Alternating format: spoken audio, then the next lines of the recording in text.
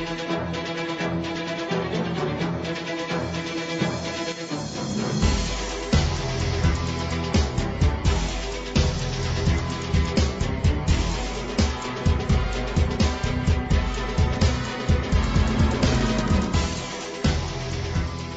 everybody, to the NFL Show on the Gruely Truth Sports Network. I'm your host for the NFL Show, Mike Goodpaster. Right now, I'd like to welcome in my two co-hosts.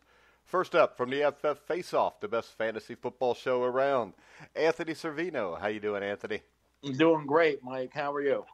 I am great. And next up, he's just our NFL beat writer, but he's the greatest one around. Help me welcome to the show, Sam Teets. How you doing, Sam? I'm doing great, Mike. Thanks for having me on. All right, guys. So let's talk a little NFL. The season's over. The XFL's coming. Are you excited about the XFL, Sam? I mean, I'm intrigued, but I don't know how much. I wouldn't say I'm excited yet. I gotta see what we're looking at first. All right, Anthony, you excited about the XFL? I mean, I'll watch it. I think I have the same excitement as I had about the AFF or AAF. I don't even know the name of it. But, you know, it is what it is. You know, it's not the NFL. It's not the NFL rules. And with Vince McMahon involved, I think it's going to turn into a sideshow no matter how much they try to say it's not. I don't think it will. I think he's serious. But, you know, a sideshow may do better than a non-sideshow. All right, let's talk NFL. And the Jacksonville Jaguars yesterday, it was announced, will be spending more time in London this season. The team will be playing 2 back-to-back games at Wembley Stadium. Jacksonville owner Saad Khan and team president Mark Lamping announced this on Tuesday. What's your take on this, Anthony?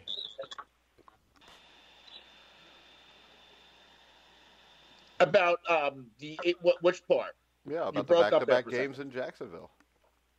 Or in London for Jacksonville. I don't like it. I'm not a fan of the London games to begin with. But now with one team playing now 2 games in London, they're 2 home games. It's taking 2 home games away from the home crowd in Jacksonville. And yeah, the Jaguars are a team that used to be blacked out a lot. I think where this is heading is a potential Jacksonville Jaguars move to London. I know that's Roger Goodell's ideal plan is to have a team there. I just don't think it's fair for the players. I don't think it's fair for the fans of whatever team is losing these games and whatever fan is potentially losing their team. Yeah, and I think there's no way you can build a fan base off of this by playing in Jacksonville, so I think the end game is going to London, Sam. Yeah, even the Jaguars mentioned it. I was reading the ESPN article on this the other day, and they were telling, like, the 2 games they play in London are, like, the highest-earning games for Jacksonville during the regular season or something like that. So a large part of their revenue comes from playing in London. And they're trying to build up a natural-grown base down in Florida, but it's not really happening right now. And this is the future of the organization is a little bit in question. So I think going forward, moving over to England is a possibility. I don't think a lot of people are going to like that. I don't think the fans are going to like it. I don't think the players are going to like it. But ultimately, money drives football, and right now the money is overseas. All right, we have a tweet, a direct message from Rob Gorman, who looks like a Jags fan, and he says, Khan has 0 connection with Jacksonville, and the fans are here, not in London. I don't believe a word he or Lamping are saying, and Mayor Curry better start paying attention. I have no idea why I would continue to spend money on anything when the team is gradually moving games and the team to London. Anthony, I mean, he's right. No, and he is. But, like, you know, what's the direction? Like, are they trying to get a new stadium? Like, what can be done to keep the Jaguars in Jacksonville? Yeah, but the problem with that is... Go ahead. No, I'm saying they're trying to spearhead an entertainment district, apparently. They're pouring in a couple $100 million to try to, like, create some kind of entertainment district around the stadium to attract fans. But ultimately, like, if you don't get people to be loyal to the team and you're not really connecting with the fans in the first place, I don't think adding that entertainment district is going to solve the problem long term. Well, how about this? If you want to move a team to London, Sam, the way to do it is to slowly take away home games, piss off the fan base so people don't show up, and then use that as an excuse to move the team to London.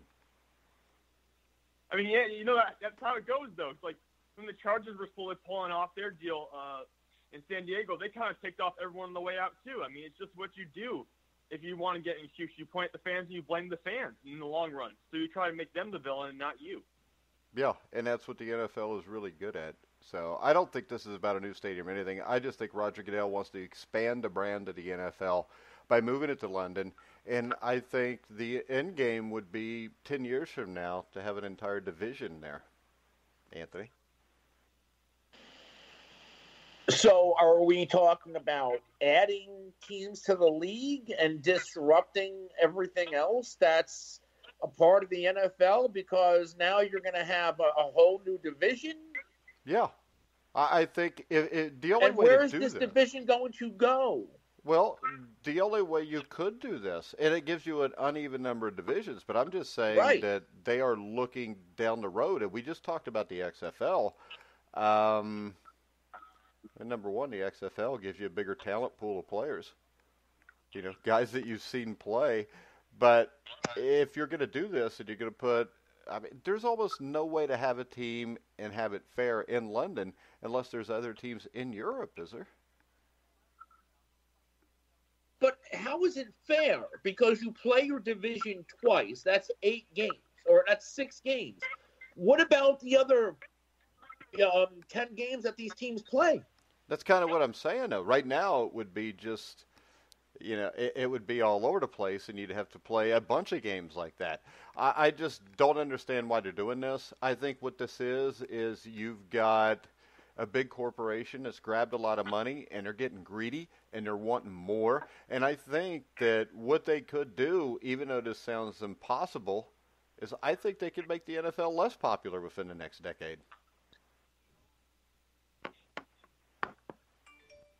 Yeah, I mean, at least here in America, they could possibly do that. Because you start taking things overseas, you kind of lose some of the aspects of the game that's particularly American if you do that. Because you feel like you're taking away things from us almost, and that never goes over well. And another thing the Jaguars have to look out for is if they did move to London, I hope they realize that, like, if you watch the fans in the stands, they're wearing all kinds of jerseys. It's not just Jaguar stuff when they play over there. It's from every NFL team. So if you move the Jaguars over there permanently, you got to realize that people coming to the game are not all going to be Jaguars fans. They're going to just be football fans in general because this is what they can see. So you have to understand that there's going to be some issues with the revenue stream there because people are not going to be buying strictly Jaguars merchandise. Yeah, but I think the thought there is that they do if the team is there all the time. Yes.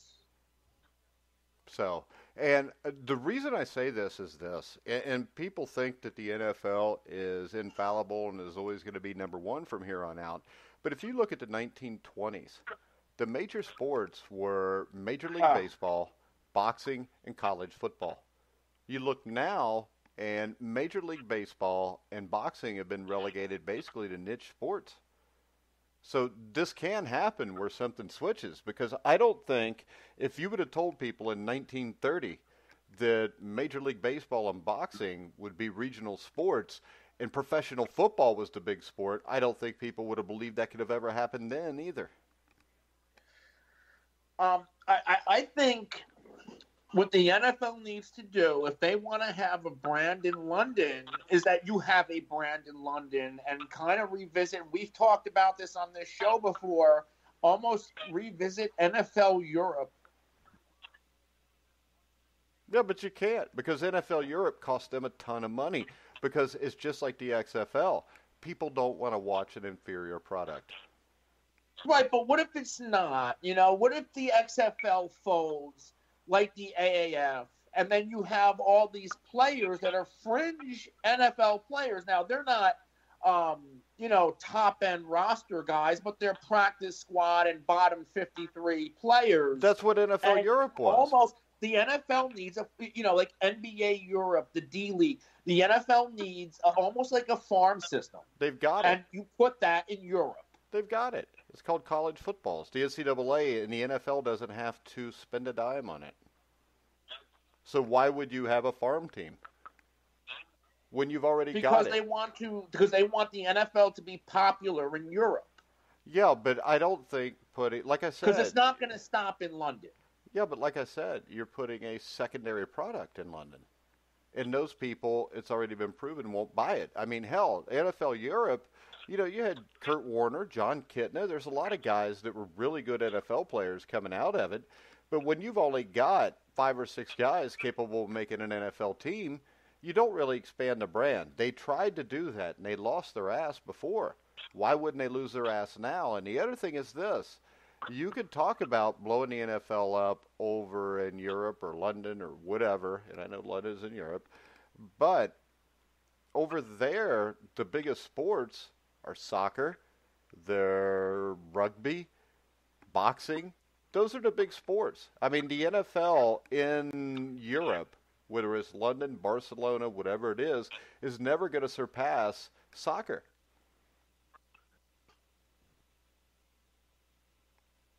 No, I agree there.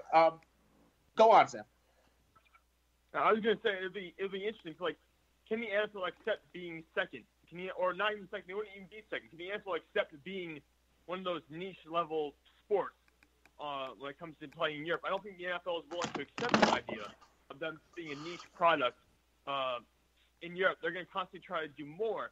I think by doing that, they're going to overextend themselves to the point where what happened with NFL Europe, where it just is not working anymore. You're going to have to financially just pull the plug because it won't work long term. Yeah, which is what they had to do before.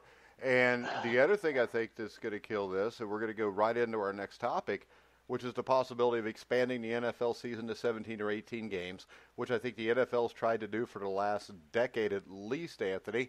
And I don't know about you guys, but I think it's a bad idea.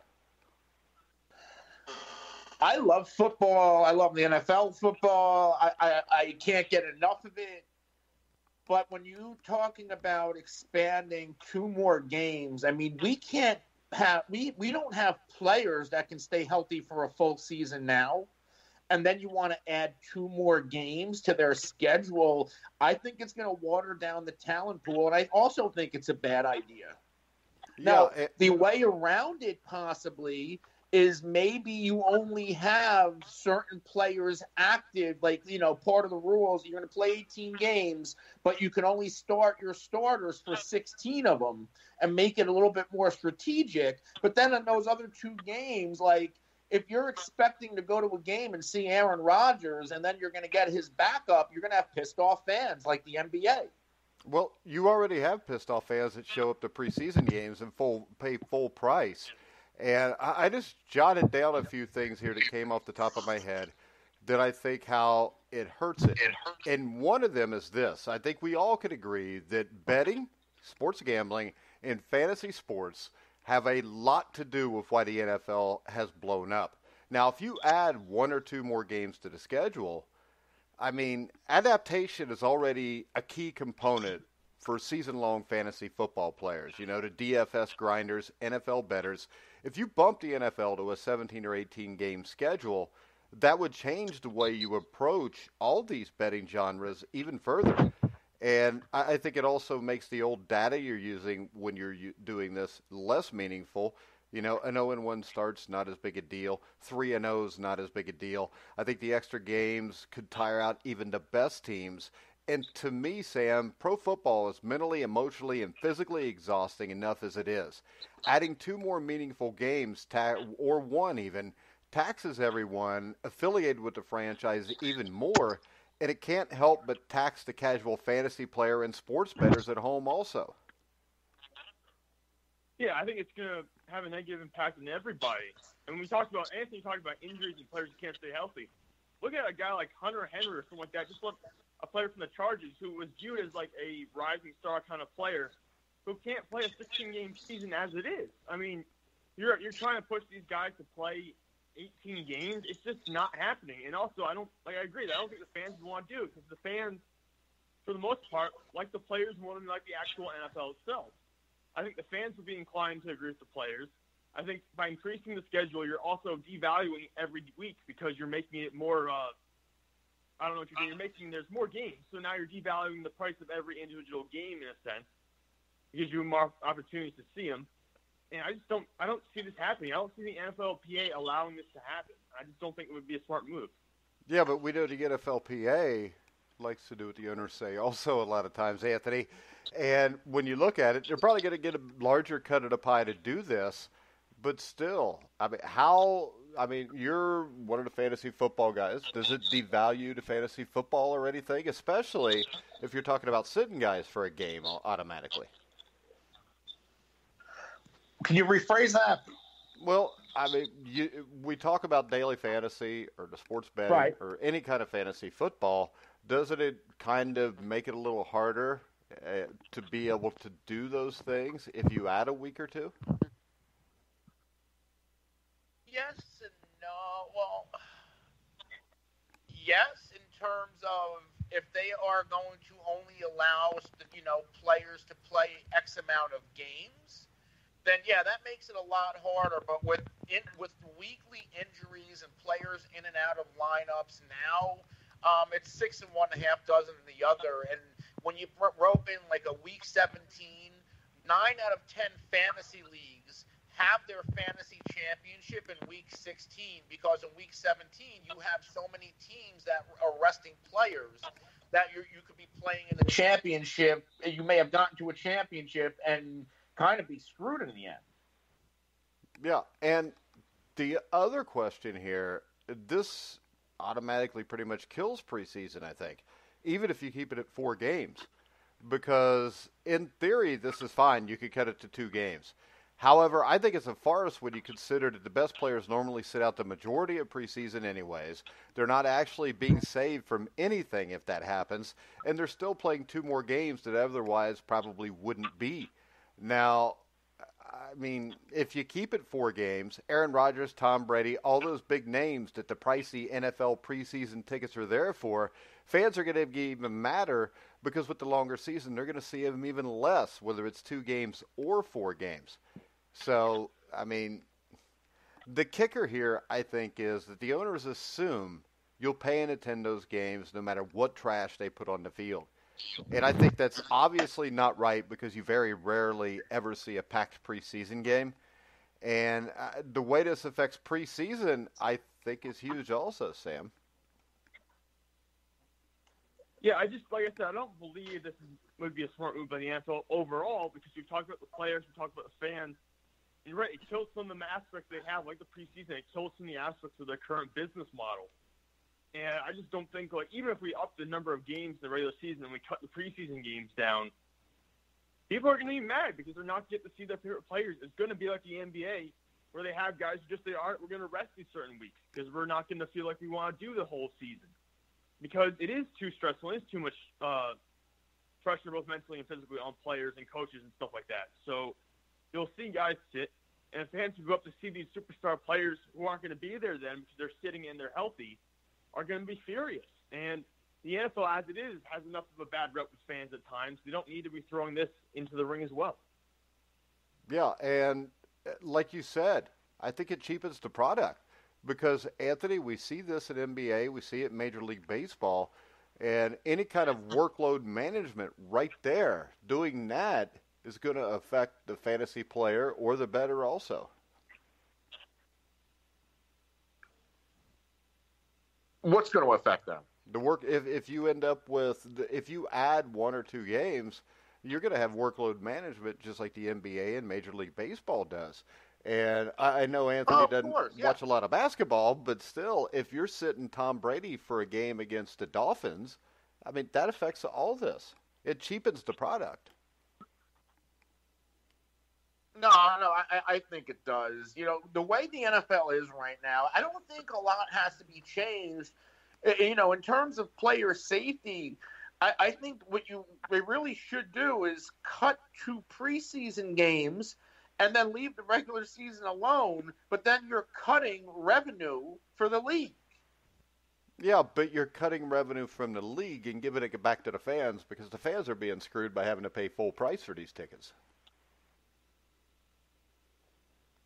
So the other thing is, I know everybody hates the NFL preseason, But the majority of a roster, at least the bottom 10 to 12 spots, you need a couple preseason games to see what these guys can do in game situations. No, right. So, I mean, you still have to have a preseason. And my biggest concern is that I think saturation eventually kind of sinks in. I mean, and I know as risky as adding games, cheapening the product, I know everybody thinks that's crazy because it doesn't seem like that could happen. NFL ratings remain high no matter what they do, and provided the matchups are good, the star talent is producing, people are watching. But if you add one or two games, especially if it's two games, the season goes longer. It might make certain games less important because let's face it, when we look at the playoff race this year, Sam, even if you would have had an extra week, who the playoff teams were pretty much decided anyways. Yeah, it was pretty much already set, and those teams that were on the bubble, even if they made the playoffs, probably just get bounced in the first round anyways. I mean, it really wasn't like you're talking about a team like Philadelphia and Dallas, maybe like, who gets in? Well, it doesn't matter because you're going to lose in the first round anyway. So, really, the star teams everyone wanted to watch, we already knew who they were. We already knew they were the Saints and the Packers and the 49ers and the Patriots and Chiefs and the Ravens. We knew who the teams were that were competitors for the Super Bowl. And I just don't think that if you add more weeks to the season, I don't think it changes that at all. And I don't think it changes that, especially for a team like Cincinnati Bengals, who went 2-14 this year. Do you think adding two more games for them really matters? I mean, I'd have been pumped to see two more Bengal games because they were just starting to click at the end of the season. Oh yeah, that's right. I forgot they went on a run there at the very end. So you never know. Maybe they would have gone 4-14 instead, actually. So that might have been maybe it was worth it for them, but. I just don't see it. I don't see the point in adding those two extra games. I don't think it really adds value to the league. And I don't think it adds any kind of strategic value. In a sense, it adds strategy, but in a way that detracts from the product in the end, I think. Yeah, and I think the other thing you get is, and this is my final point, that records become less impressive. I mean, I think one of the aesthetic reasons to stay away from the 18-game season is how it impacts the history of the game, as well as the future. Statistics and NFL records would then change drastically, and change within the league's scheduling isn't unprecedented, and neither is the impact of extra games on numbers. If you just look 1977 to 78, when they switched to 14 games to 16 games, in 1977 and before, a 1,000-yard rushing season was a great feat. Now it's something that, hell, if 16 games, if you average 50 yards a game, you're going to get 1,000 yards. And I think that it just changes too much stuff, Anthony. Yeah, I didn't even think of what you just brought up with, how it can impact things statistically and records being broken. There's going to be asterisks all over the place. I just don't see how this can possibly work. Yeah, but see, this is the thing. There's no asterisks all over the place from when you switch to 14 to 16 because everybody just went on. But the impressive thing is this. O.J. Simpson, to me, is still the greatest single-season rushing because in 14 games, he ran for 2,003 yards. Now, I think that's been broken since then, but it was done over 16 games, not 14. And people were still, I think Eric Dickerson first challenged that record. He may have broke it in the mid-'80s. But the thing was, he was in Week 16 on Monday Night Football against the 49ers trying to break it. O.J. Simpson broke it in Week 14 in 1973 against the New York Jets. He did it in 2 less games. So unless you're running for 23 or 2,400 yards, to me, O.J. Simpson is still the standard bearer when it comes to that record, whether he killed those people or not. Now, I completely forgot about the 14-game schedule, which completely erases my point about the asterisk. You brought up a point. Everybody just kept going on. And that's the power of the NFL to where if they did move this team to London, going back to the first segment, people are probably just going to take it. They'll complain for a year, but then it'll just be normal everyday life because the NFL is that powerful, whether we like it or not.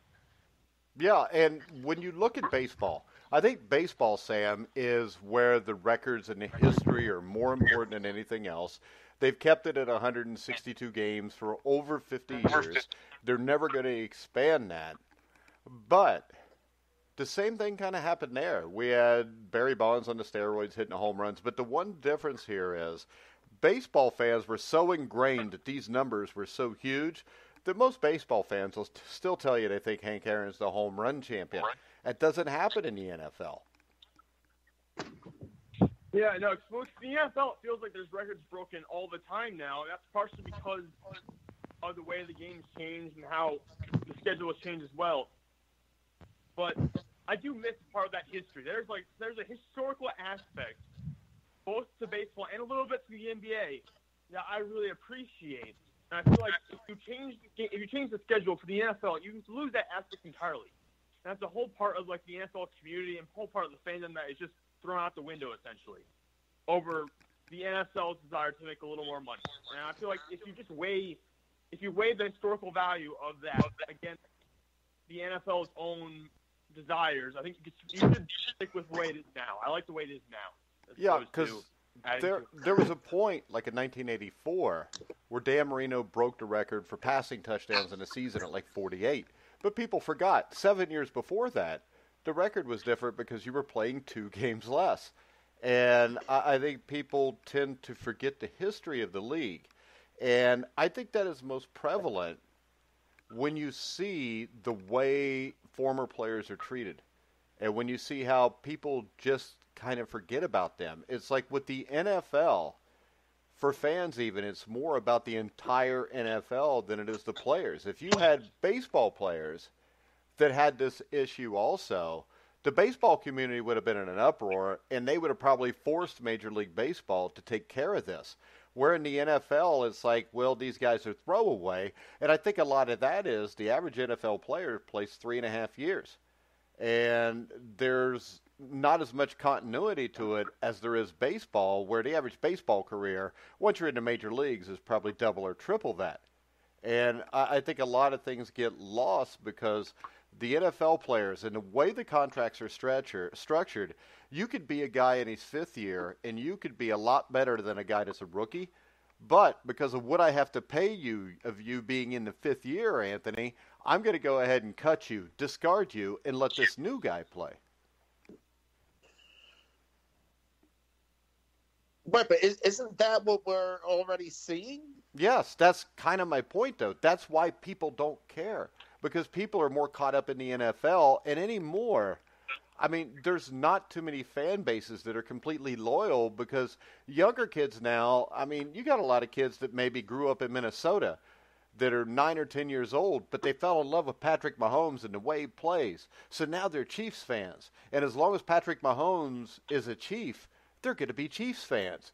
But as soon as, the new guy comes in 10 or 15 years that blows the top off everything, whatever team he plays for, they're going to cheer for them.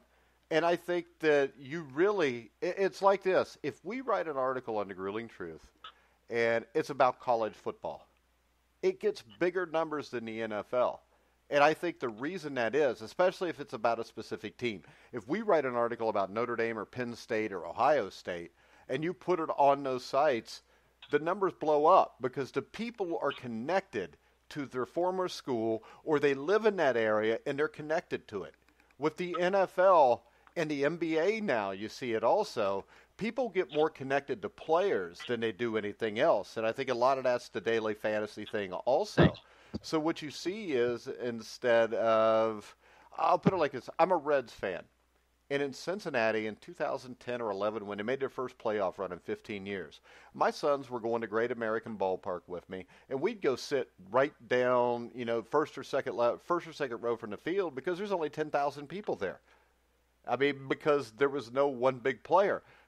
8 years before that, King Griffey Jr. shows up. Everybody's a Reds fan, and it's packed, even though they're not contending.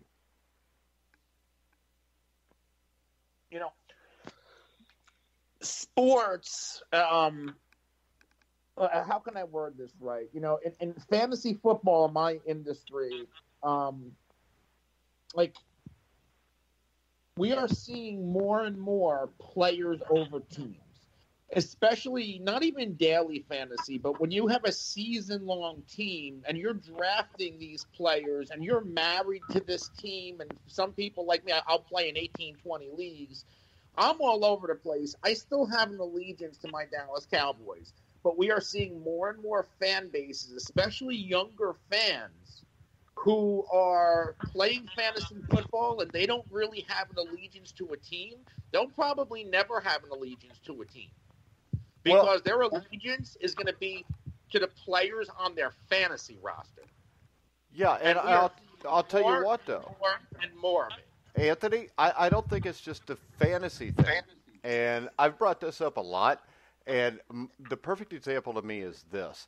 In the 1970s and 80s, I lived close to Cincinnati. The Bengals and Reds were my teams. Now, maybe they wouldn't have been if I'd have been born today. Because the difference is, with the oversaturation of sports, Sam, I was a Reds fan in the mid-'70s, Big Red Machine. I only got to see 44 games. The only time I saw other teams was the Saturday game of the week or Monday Night Baseball. So there was no real chance for me to connect with another player. If I'm watching the Bengals in 1978 and they play at 1 o'clock, I'm getting a Bengals game at 1, I'm getting another game at 4, and then I get Monday Night Football. I don't have as much chance to see a Patrick Mahomes. So I think the oversaturation to be able to see everything, and I think we've really seen this with the NBA, really all sports. I mean, it used to be special when you got to see your team. And I'll bring it up again. 1975, the Reds showed 45 away games on local TV, and they showed 2 home games, and that was it. So for the whole year, with Monday Night Baseball and a Saturday game of the week, we probably saw, there was a chance to see maybe 80 baseball games all season long. And now you can see every game whenever, especially if you buy a package, so it makes it more prevalent. If I live in Cincinnati right now and I'm 8 years old, there's a good chance that I can see probably half of Patrick Mahomes' games. Better chance I become a Patrick Mahomes fan. You know, because I'm not just tied to what my local team is. I get to see everything. And if my dad's got the NFL package, I can see every game. So I can pick a specific player, and then all of a sudden, I'm a Kansas City Chiefs fan. That was not possible in 1975 because I liked Fran Tarkington. But I saw Fran Tarkington maybe 3 times a year with the Minnesota Vikings. Well, and even now, like you said, it's about the streaming packages. You can view all the games you want pretty much. But there's also an aspect of social media does it too. You can watch highlights on social media, and you can feel like you connect to the players on social media, even though you don't. They have no idea who you are, and they never will. But you can feel like by following them on Twitter or something like that, or liking their tweets, you feel some kind of connection to those players. In that sense, you develop something other than a loyalty specifically to your team, which is kind of disappointing. Because I do miss the diehard fandoms where you had. And you just could count on a group of people in a certain area being from one fandom, just being able to focus on one team. I do sort of miss that aspect because now it's kind of like almost like a free agent fandom, sort of. Like you're a free agent and you're signing with whatever team's hot, or you're signing with whatever player that you think is hot at a certain time, and then when it changes, you'll change as well. Yeah, and that's the other thing with the free agency, which was great for the players, probably not great for the teams, but for the fans, I think, Anthony, it was a bad thing because. Like I said, growing up, I could tell you everybody on the Cincinnati Reds, and every year, maybe 1 or 2 players on the bench would change. But that was about it. So you had a connection with those teams. And back then, the only way you could have a connection was with your home team because you didn't see them that much. And I can tell you this, the Major League Baseball All-Star Game was a huge deal in the 70s when I was growing up because it was the only way you could see the American League players. And on Monday Night Baseball, if they had the Yankees against the Rangers, we were all watching it because we never got to see the Yankees and the Rangers. That's completely different now.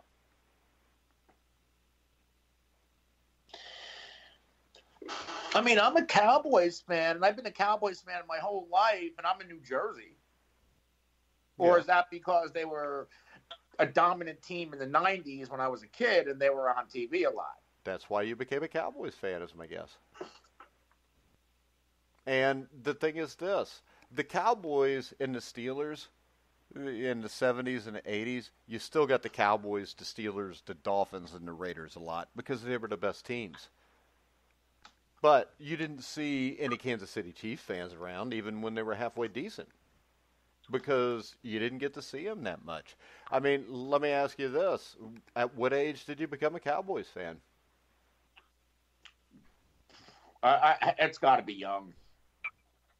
I mean, we talking, yeah, and it's because you saw them, right? How about this? If this is 19... Honestly, I remember, my father's side were Eagles fans, Eagles season ticket holders. My mother's side were Giants fans. So I think I just went in the middle. Yeah, but how about this? If you were in 1975 and you only get to see the Cowboys 5 or 6 times a year, maybe you end up a Giants or an Eagles fan.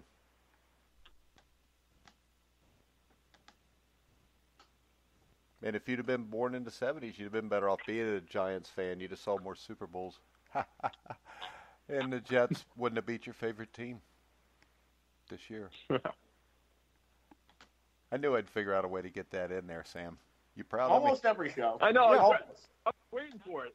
I forgot one show, but then I called Anthony and brought it up to him and tricked him into telling me that the Cowboys beat the Jets.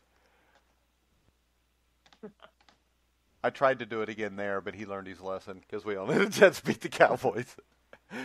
But, yeah, I just think this. I think the Dolphins beat the Patriots, so what? I think the yeah, but you're not a Patriots fan. But I think the oversaturation of sports has been a killer. I think lengthening the seasons only does it even more. And I think the thing it tells me the most is when the NFL claims that they care about the safety of their players, they're full of crap. And that's the big takeaway to me on all of this. No, I mean, it's about the bottom line for the NFL, and they know that, and they try to disguise it from you, and they try to be all fancy with the words, and they try to come out and say, oh, it's about player safety, it's about what the players and fans want, we're about the community, and about keeping our guys safe. And in reality, it's just about making extra money. I mean, that's all it is. Money runs professional sports, and we know that, and sometimes we don't admit that because we don't want to believe it, but that's just how it is. Well, money runs pretty much everything anymore. But Anthony, any final words on the topic? No, not really. All right. You want to tell everybody where they can find you on the FF Face-Off? Yeah, you can follow me on Twitter at The Real NFL Guru. You can follow my show at the FF Face-Off. You can find us on all of the top social media and podcast platforms. All right. Sam? Yeah, you can find me on Twitter at Sam_Teets33. I'm constantly working on getting articles out there along with other sports content, so feel free to go check that out. All right, guys, you can hear us tomorrow at 1 o'clock on the NFL Show. Also at 2 o'clock tomorrow, we'll have the NHL Weekly Show with Sam McGinnis. So make sure you check back tomorrow. You can hear us wherever you find podcasts, including Spotify, iHeartRadio, iTunes, TuneIn, Spreaker, Stitcher. And you can always send us messages, direct messages, at Grueling Truth. Make sure you follow us at Grueling Truth. But for now, for Sam Teets, Anthony Cervino, I'm Mike Goodpaster. You've been listening to The Grueling Truth, where the legends speak.